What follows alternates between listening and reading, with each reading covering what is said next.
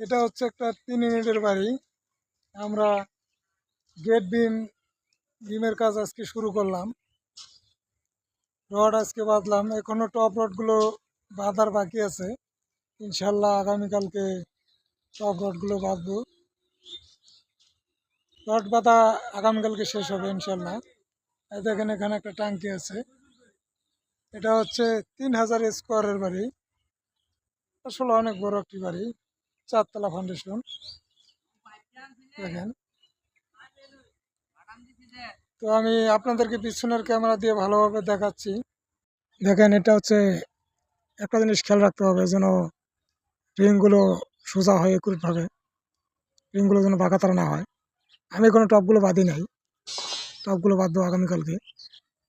আজকে সূর্য ডুবে যাচ্ছে, দেখতে পাচ্ছেন। আজকে কাম ছুটি করলাম, আগামীকালকে টপগুলো বাঁধবো।